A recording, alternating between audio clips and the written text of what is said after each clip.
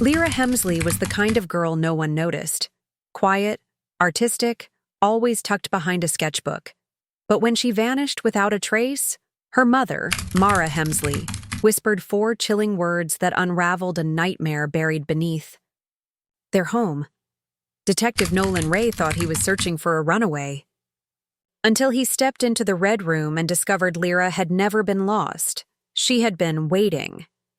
Leira Hemsley disappeared on a rainy Thursday evening. The kind of evening where thunder rolled like distant warning drums and the sky stayed heavy with clouds.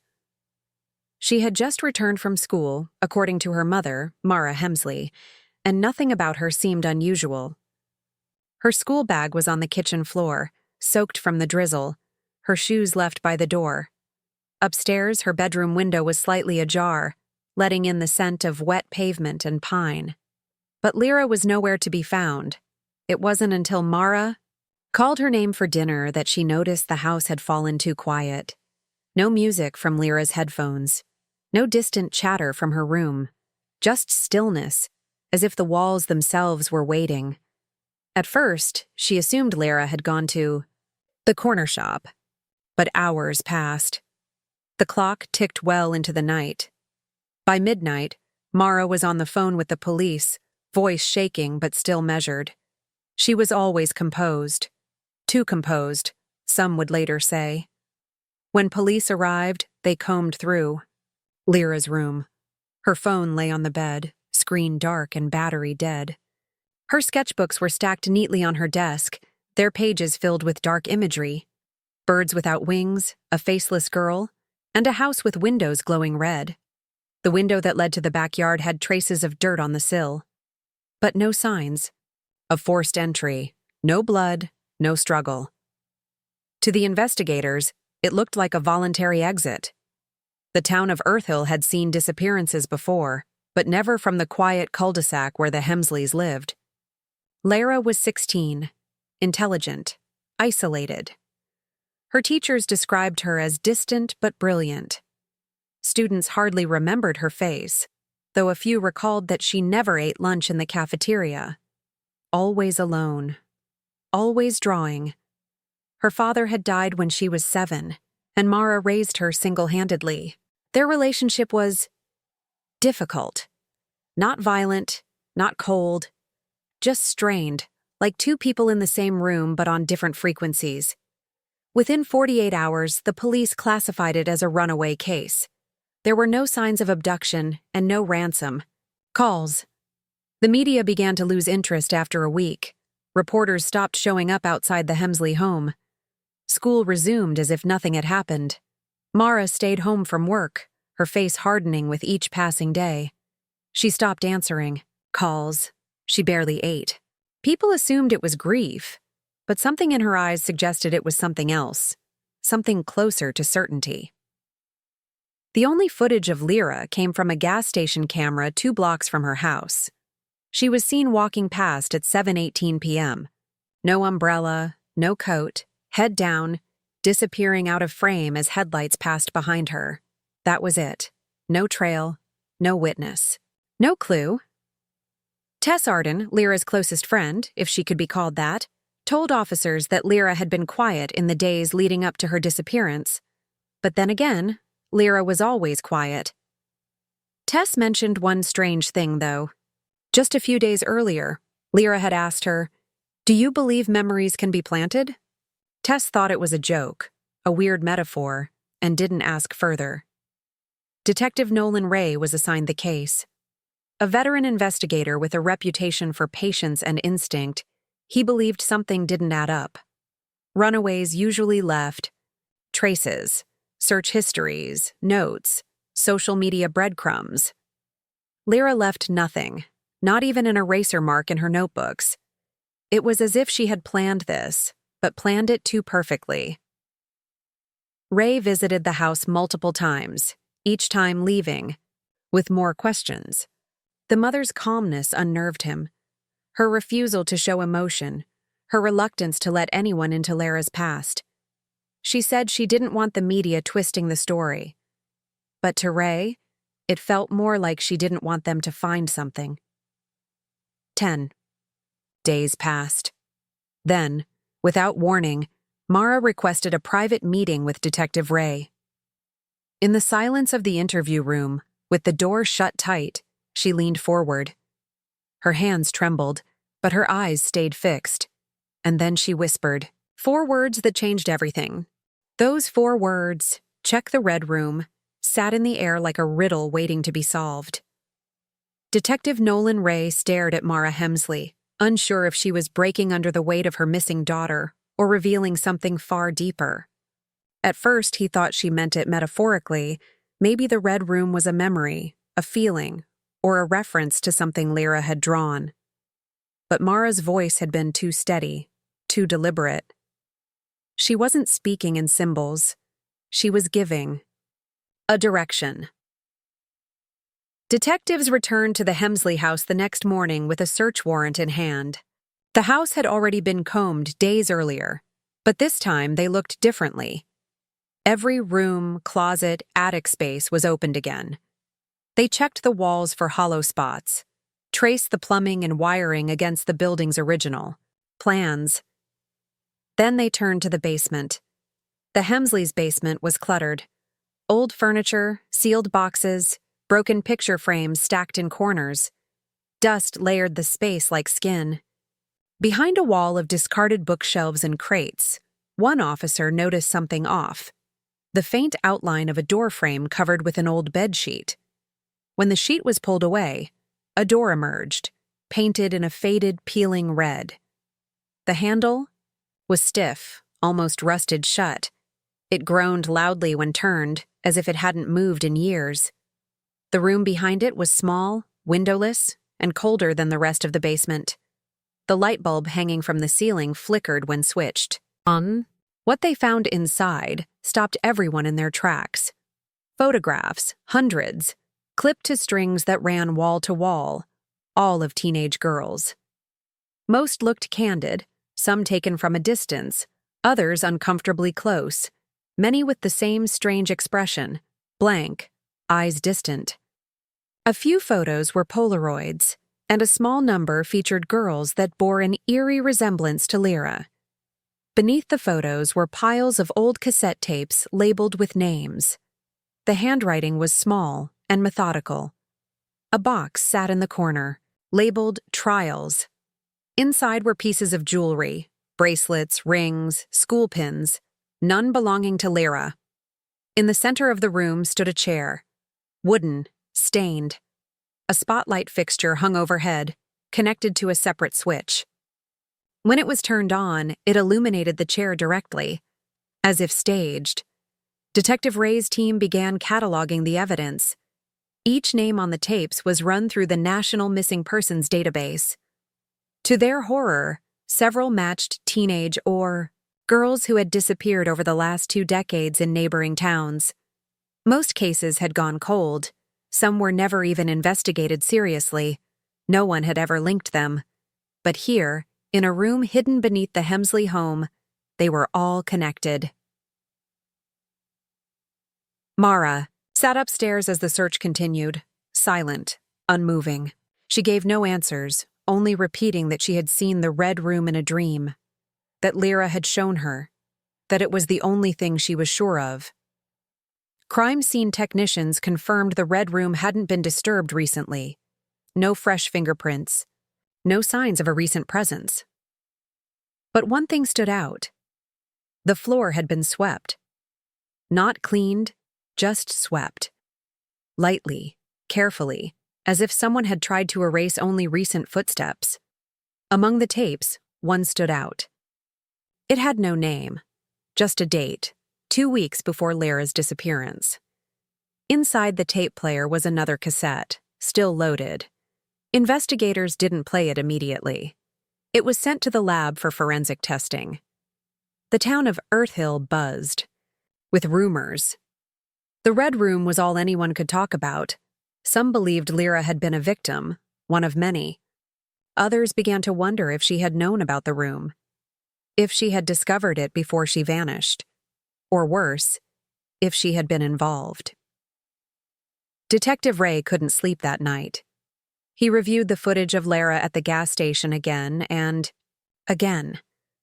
She looked calm, purposeful, unafraid, as if she knew where she was going, as if she had a destination.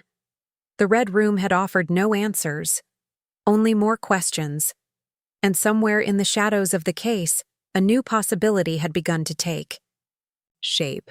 Leira hadn't been running from someone. She may have been returning to something. Detective Nolan Ray knew the investigation had shifted into darker territory.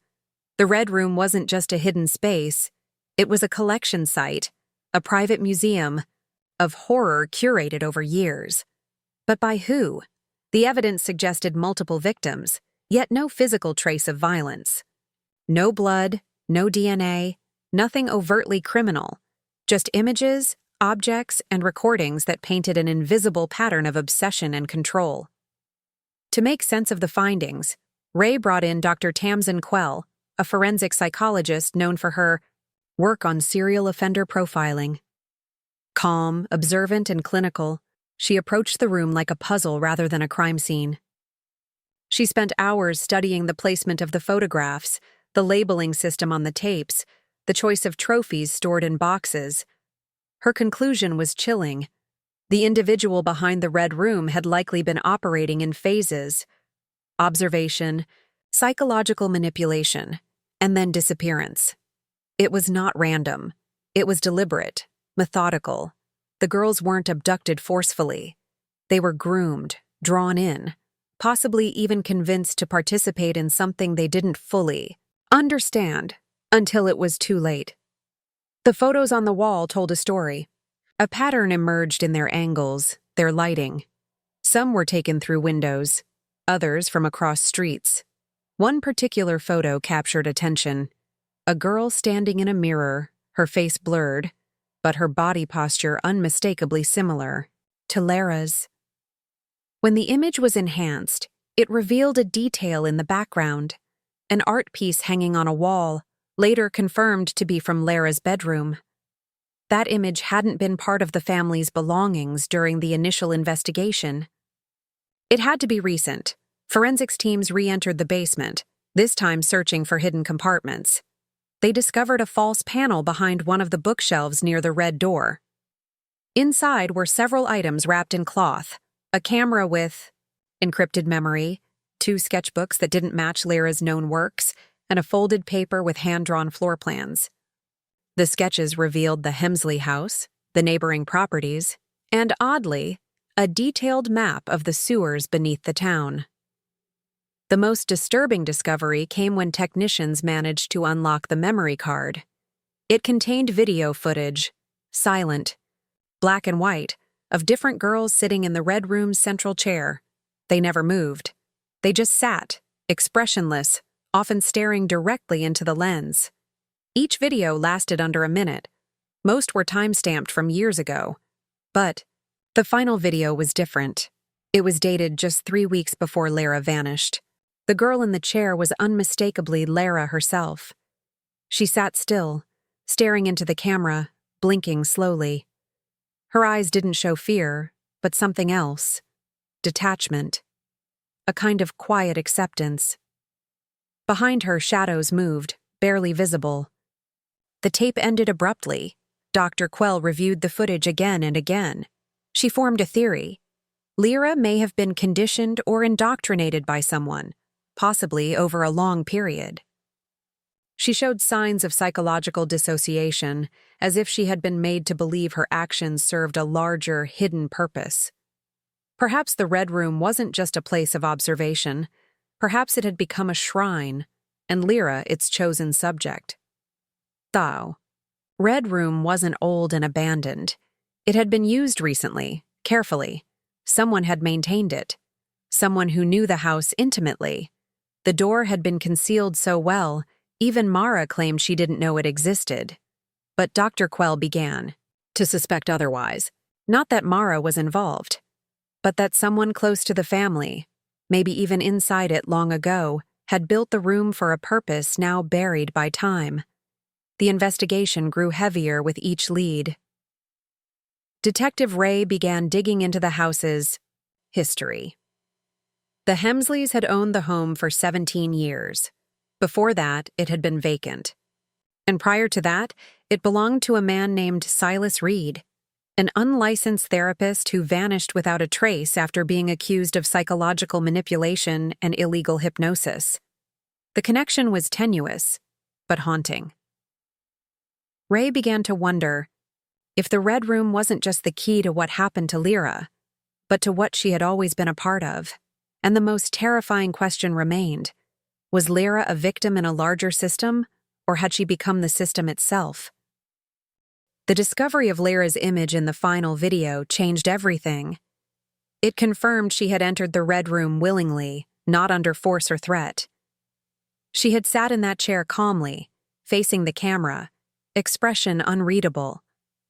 The unsettling question now loomed over the entire investigation. Why would a 16-year-old girl knowingly place herself in the center of something so disturbing? Detective Nolan Ray turned his focus to the only person who might hold answers: Tess Arden. She had been Leira's only real friend, the one constant presence in her otherwise isolated life. Tess had cooperated early in the investigation, but had offered little useful information. Now, with pressure mounting, she agreed to meet again. This time, she brought something she hadn't mentioned before: a painting. It was large, on stretched canvas, and wrapped in a black garbage bag. Tess said Leira had been working on it obsessively in the weeks leading up to her disappearance. She had begged Tess to never show it to anyone unless something happened to her. With shaking hands, Tess unveiled it. The painting depicted a shadowy figure standing outside a window. Behind the glass, a girl watched from inside, her face pale and half hidden by curtains. The details were precise, almost photographic. The strange part was the window in the painting. It matched the exact design of the one in Leira's bedroom, including a small crack in the corner that had existed for years. Detectives examined the image carefully. When they enhanced the figure's face, it resembled someone familiar: Eland Voss. Eland lived 2 houses down from the Hemsleys. A quiet man in his late 30s, rarely seen, no known employment, no close connections. He kept to himself, and until now, had not been a person of interest. But the painting changed that. It suggested that Leira had been watching someone who was watching her. Police secured a warrant to search Eland's home. What they found stunned even the most experienced officers. Inside, the house was a maze of narrow hallways and shuttered windows. Dozens of notebooks were found stacked in boxes, each filled with precise handwritten logs detailing movements of neighbors, of mail carriers, of local teens walking to school. Leira's name appeared multiple times. Dates, times, even descriptions of her clothing. The creepiest discovery was a locked room in the basement. Inside, investigators found drawings, crude and chaotic, of girls with blank faces and hollow eyes. Among them were pictures clearly modeled after Leira. There were old photographs taped to the walls, taken from a distance, some of them at night. One image, grainy and off-angle, showed Leira entering her own home through the back door, followed by a shadow too large to be hers. But what disturbed investigators the most wasn't just the surveillance, it was the tunnel. Behind a false wall, in Eland's cellar, police discovered an entryway to a narrow underground passage about 4 feet high. It stretched under the backyard, beneath the fence line, and ended exactly beneath the Hemsley basement. It connected directly to the Red Room through a hatch hidden under a wooden crate. This revelation transformed the investigation. Eland had been accessing the Hemsley home undetected. He had been using the Red Room, possibly for years, without Mara's knowledge. But it still didn't answer the central mystery. What was Leira's role in all of this? Eland was arrested and questioned for hours. He denied everything. Claimed the tunnel had existed before he moved in. Admitted to watching Leira, but insisted he never harmed her. And then he said something that made everyone stop. "She was never scared of me," he told officers. She came to me. Investigators couldn't ignore the possibility that Eland was telling part of the truth. If Leira had approached him, why? Had she discovered the Red Room herself? Had she become obsessed with its history, its darkness? Or had she been manipulated by Eland, drawn in by a man who lived in shadows? No one had answers. But one thing was now clear.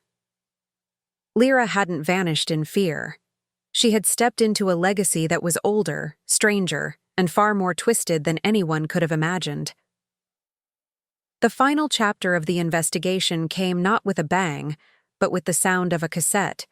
Being played for the first time, the unnamed tape recovered from the Red Room, marked only with the date, had been cleared for viewing after extensive forensic testing. The room where it was viewed was silent, tense. Detectives, technicians, and Dr. Tamsin Quell sat around the monitor as the footage began. The camera faced the familiar chair in the Red Room. This time, Leira sat in it again. But unlike the earlier footage, she wasn't expressionless. Her lips moved slowly, her hands resting calmly on her lap. She was speaking, though there was no sound. Her mouth formed distinct words. A forensic lip reader was brought in. The translation of her words sent a chill through the room. They are never alone. We carry them. Like seeds. Over and over again, she repeated variations of the same idea, that they live in memory, in rooms no one looks in, that we are chosen to remember them, that the Red Room was never about pain. It was about remembrance. The Red Room wasn't designed for violence. It was a shrine, a place where someone, possibly many people, honored the forgotten, the missing, the overlooked, but it was also a place of manipulation. A space designed to confuse, to disorient, to trap people in symbols and silence. Detective Ray, trying to connect the dots, asked Leira Hemsley about the tunnel, about Eland, about what she really knew. Her answers were slow, cautious. She admitted she had once been a patient of Silas Reed, the former homeowner who vanished decades earlier. She had been in therapy after her husband's death. Reed had used unconventional methods, hypnosis, regression therapy, memory implantation. She remembered waking up in the basement more than once, confused but never afraid.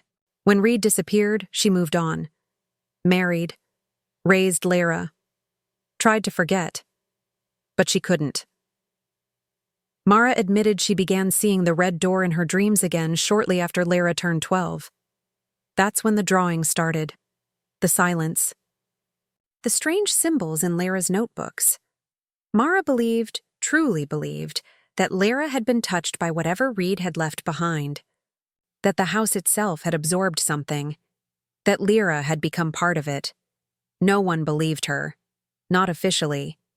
But Dr. Quell didn't dismiss the possibility that trauma, memory, and influence could pass from parent to child in more ways than just blood. Leira, perhaps unknowingly, may have followed footsteps laid long before she was born. Then, a break no one expected. A group of hikers found a cabin deep in the woods, 20 miles from town. Isolated, falling apart. But inside were fresh signs of occupation. Food wrappers, sketchbooks, and a makeshift bed.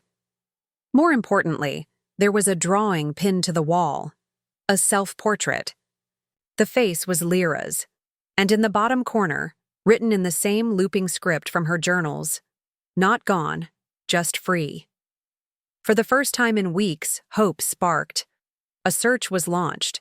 Dogs, drones, and teams combed the forest for days. Finally, a boot print. Then a broken branch. And on the 6th day, under a canopy of pine trees, they found Leira, alive. Thin, pale, but calm. She didn't run. She didn't cry. She simply looked at Detective Ray and said, "I waited for you to understand." Back at the station, Leira refused to answer questions about the Red Room or Eland or Silas Reed.